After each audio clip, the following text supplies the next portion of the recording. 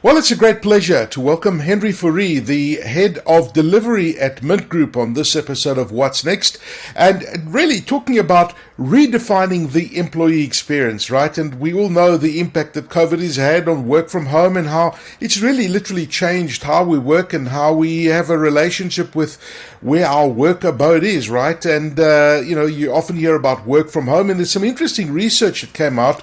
The Microsoft 2022 World Trend Index report, which really consists of outlines findings from a study of 31,000 people in 31 countries, along with an analysis of trillions of productivity signals in Microsoft 365 and all the different labor trends. And, interesting that 47% of respondents said that they are more likely to put family and personal life over work than they were before the pandemic, which is quite interesting. And we're going to break all of this down and discuss it.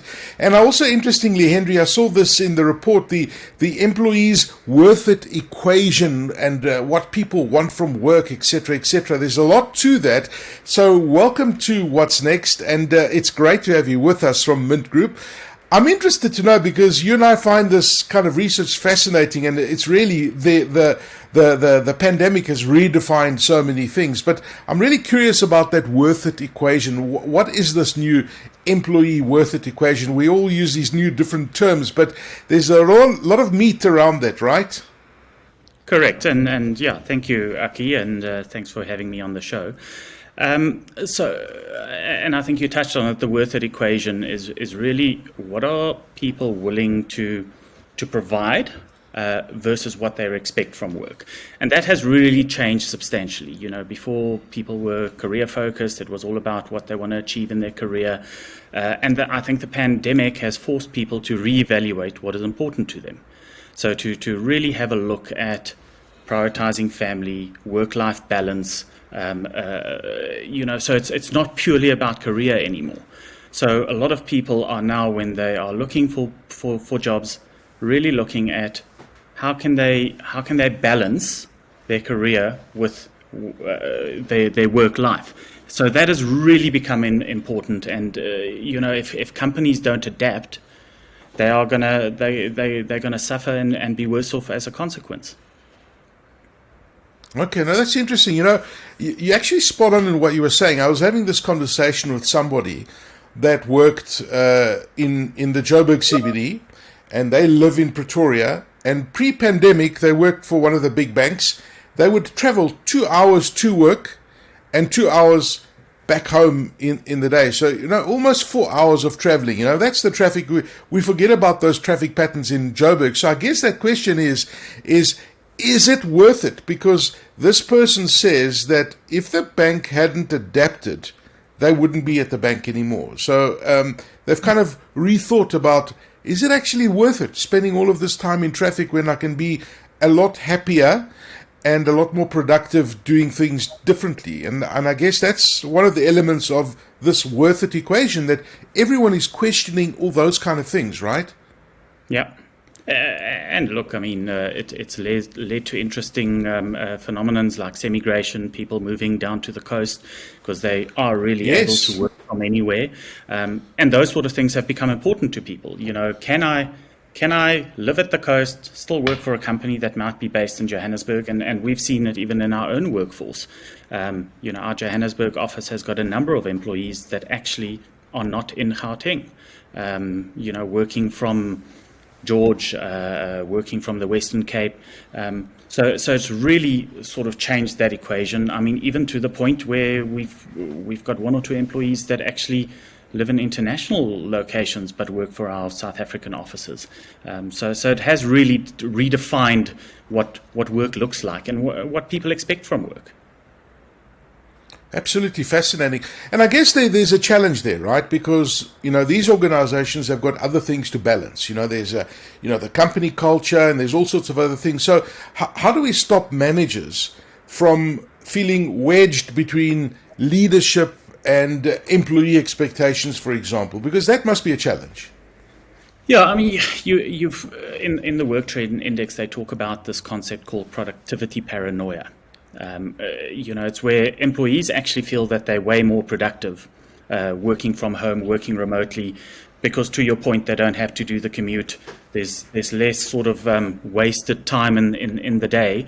And you can even see it in some of the Office 365 productivity trends where people are attending more meetings than they have ever attended before. So employees have this perception that they're much more productive than they were before.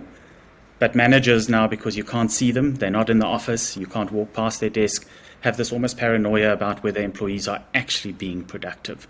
And how do we solve that problem? And I think the first point is give managers and leaders access to data. Give them insights so that they can see how their employees are actually working. So it's not just about, are they online when I try and phone them, but how are they actually using the productivity tools? Because that's generally, if you're talking about sort of your information worker, what they are using to do their day-to-day job, be it email, be it Teams, be it the Office suite of products, how are they actually using those tools and are they being productive? I think the other thing is, with these sorts of insights, it also gives you an opportunity to start looking at what does a productive employee look like? So you can go and have a look at your best performing employees. You can see how they are using their productivity tools, how they are managing their day, what does their calendar look like, what are the activities and tasks that they do, and then try and mimic that across the organization. And whether that be on an individual basis or whether it be your most productive teams, what do they look like? And giving managers and leaders those sorts of insights helps with taking away that productivity paranoia, where they can trust that their employees are in fact working and doing what is in the best interest of the organization. I think there's also lots of other things you can do. I was going to say, I love product paranoia. I love it. It's a brilliant word. It's so descriptive. You were mentioning all the other things that people can do. I think it is also a cultural thing. Obviously, depending on what generation you come from, you either trust that your employees are productive and online and working, or you may not, depending on what generation you are. I think there are certain industries where obviously remote work, hybrid work is not practical. If you're working in a factory or a mine or something like that, then obviously those employees need to be back in the office. But I think the other thing that's important is also that you provide employees with feedback mechanisms. So give them an opportunity to tell you what's going on as the leadership. Often you were able to walk past somebody's desk, ask them how it's going, maybe at the coffee station, you can have a conversation with them. You don't have those opportunities when you're working in a hybrid or remote scenario. So you've got to be very intentional about creating those opportunities in other ways. And that can be both formal, so sending out employee surveys, getting feedback from your employees about, what are the things that we as leaders and managers can do better, differently, maybe things we should stop doing. But there's also informal ways that you can do that. And, we at Mint, we've got lots of check-ins that we have with staff that aren't work-related. On a Monday morning, quick check-in with your direct reports, and it can go even beyond your direct reports, just to see how they're going, how was their weekend. Try and replace some of those conversations that you would normally have in person and find opportunities to do that. I think the other important thing is also to provide employees with the opportunity to learn and reskill themselves. There's a lot of talk about this great resignation, people reevaluating what's important to them and also what they want to do from a career perspective. So rather than them resigning from your organization and going to go work elsewhere because they want to do something different, give them the opportunity to retrain themselves and reskill themselves and retain them in the organization, if it is in a different role. And again, technology can help there. There's a lot of things Microsoft has brought out specifically around Viva, their employee experience platform, and lots of different modules that speak to some of the things that we've identified now as challenges in this hybrid world. Well, Henry, it's amazing how, the 365 suite of tools has evolved. I mean, even since the start of COVID, I'm just thinking about all the additional new features that have come to Teams. It's been a curve like this. When you look at how Teams has evolved into it being more interactive, the kinds of things that you can do. And I'm just enjoying this conversation because it really resonates with me on so many different ways. And it's been an interesting journey to watch how organizations, tap into this, the great resignation, where's the balance? And my next question is, how can leaders make the office worth the commute? And I was talking to some people about this the other day, and they were saying, simple things like a great canteen, amazing coffee, for example, or a gym, things like that. People are willing to travel to the office and just get out the house, because it does get a little bit claustrophobic being at the same place every day without having that, that interaction with people. I don't know. What are your thoughts on that? Absolutely, it can get lonely. We are social beings by our very nature, so we do crave human interaction. And I think the thing that has come out, certainly in the Work Trend Index, is that people aren't going to the office for those traditional things that you spoke about. They're going to the office to see each other. Oh. They're there to socialize. So I think the important thing there is make sure that you create those opportunities then that people can socialize. It's not all about working when you're at the office, that it's about building those social bonds, rebuilding that social capital that we've lost as a result of remote work. So, we spoke about creating check-ins, but it's also not necessarily about going into the office. You can create these check-ins with people where, maybe I live in Pretoria and the office is in Johannesburg, but some of my colleagues also live in Pretoria. Go for a coffee. Have a check-in with them so that you can build that social capital. Because for as much as I'm a firm believer in that you get nothing in life for free. So there's certainly benefits to being online. There's productivity gains that you can get because you're not wasting time in the commute. But you're also losing a lot. You're losing that interaction with people. So you need to encourage that. Obviously harder in a remote work where the person isn't even in the same province as you are. But again, there's technology that can help with that.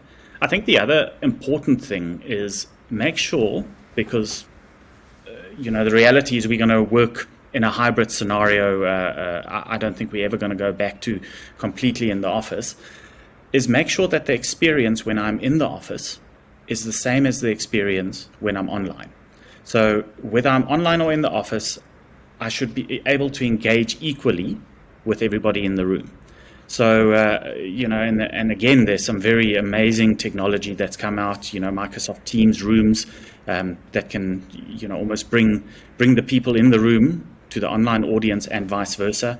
There's some new hardware that was just announced at Ignite, being able to even, having 360 cameras on the desk in the boardroom and having everybody that is in the office with the same block as the people that are online on a Teams call. So there's amazing things that you can do to make sure that experience is the same. But it also requires us to rethink the layout of our boardrooms, make them online friendly, so maybe depending on the purpose of the boardroom. So I think that's also very important. Is this a collaboration room where we want to have a whiteboard, and maybe we've got fancy things like whiteboard cameras so that the people that are online can see the writing as the people in the boardroom are conducting the meeting, or is it a boardroom where maybe you're now changing the layout of the room where everybody's facing the front screen because it's really about interacting with people in online, be it people in a different location. So those sorts of things, a boardroom is not a boardroom anymore. You've got to think about those sorts of things and how do you make it easy for anyone, regardless of where you are, to interact. I think the other thing that's also important is to create opportunities for people to interact beyond just their immediate team. If I think about my team, I'm probably on 5 calls per day with the people that report directly into me or that work directly with me. So those are not the people that I need to necessarily build social capital with. but it's the other people that work in maybe a completely different department to mine that I won't get an opportunity to interact with. So create those opportunities when I do go into the office to meet other people as well, and ensure that we've got that connection with the business and the culture within the organization. Yeah, and I think that connection is so important, to get the maximum out of people. It's simply not healthy just to be online. I mean, to be virtual all the time. That human connection is absolutely necessary. Now, I recall back to the early days of the pandemic where people were on these calls. For some people, I'm not joking, like 18 hours a day on virtual calls, and it really got out of hand. And then it kind of, that was in April last year, and then it's kind of tapered down a little bit, and the borders were redefined. And my question is, that does flexible work have to mean always on? Because you do get some organizations that you hear of people that are on a call at 7 o'clock at night, for example. And I think that there needs to be a balance. There needs to be some kind of a boundary around this, and that flexible work doesn't get abused. So what are your thoughts on it? Absolutely. Look, and this is both a technology challenge and a culture challenge, because I think, technology can help. And certainly, Microsoft brought out lots of great things. You can set focus time. You can mute notifications after hours. You can make sure that when you send an email, it only goes out during work hours, so it's, people don't get that ping on their cell phone and this perception that you have to be on the whole time. But it's also a cultural thing, and I think this is where leaders and managers and organizations have a very important role to play, because we need to set the example. We need to show that it is okay to check out. It's okay to schedule focus time in my diary where I'm not available. And because we're now flexible in terms of when we work and how we work and where we work, to also show that it is okay to schedule some personal time in the middle of the day. And we within Mint, we firmly believe that when we schedule something in our diary, we don't mark anything as private. If it is I've got to go through and pay a bill at the city of Joburg or whatever I need to do, I mark that in my diary and it's there for everybody to see. If I've got a golf game in the morning, it's there for everybody to see, because we want to show that that is okay. We understand that you're a human being and that, work-life balance is important. So set the example as the managers and leaders of organizations that those sorts of things are okay. And, what we found is that, to your point in the beginning, everybody wasn't sure what was going on, and you were working late hours and you were always connected and you were responding to emails at 11 o'clock at night. Those are also personal boundaries that you need to set. So it's also to force people to sort of set those personal boundaries, to not be online the whole time, to maybe get up for half an hour or an hour and go and sit down and have lunch where you are not connected. So it's those sort of cultural changes that you also need to introduce, as much as technology can help with that. But without the cultural change, Yes. the technology is pointless. Okay, no, those are excellent points, and I love the transparency is important. If you need to do something, it's okay. If you need to renew your driver's license, 2 days out of your schedule, I'm kidding. It's actually got a lot better with those kind of things, But those are things that are part of your life. You need a new passport, you need a new ID, for example. You've got to go out and do it at some point. What a fascinating conversation, Henry, and. It's sparking a lot of thoughts in my mind, and it's a process, right? So I guess we need to be asking the question, as organizations, as business leaders, how do we rebuild that social capital that you talk about in a hybrid, remote work world? Because it's certainly not going away. We've got to build on it, and we've got to make it work. So how do we do it? Absolutely. Look, I think we need to focus on the employee experience.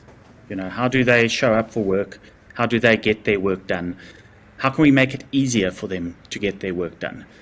I think, we've got an opportunity to provide forums for employees to socialize, to connect with one another. And again, there's technology that can help with that, where there are particular interest groups within the organization, and it doesn't, again, have to be strictly speaking work related, but we can provide those sorts of things. I think we spoke previously about sort of check-in calls, and you can get creative around those sorts of things as well. If you schedule a meeting, maybe the first 5 minutes or the last 5 minutes of the meeting is for us to socialize, to just catch up with one another, whereas the bulk of the time can then be for the work-related thing. So find ways to sort of make up for the things that we've lost or that we are missing when we're in a hybrid world. Because, when you were in the office, before the meeting starts, people would chat to each other and catch up. And so find other ways of doing that when people are online. There's also small things that you can do. For us, whenever we have meetings, we tend to put our cameras on. It's important to see people. It's important to be present. Too often people are in meetings, but they're busy browsing the internet and answering emails and doing those sorts of things. So I think, by having your camera on, obviously that helps to show that you are engaged and that you are listening.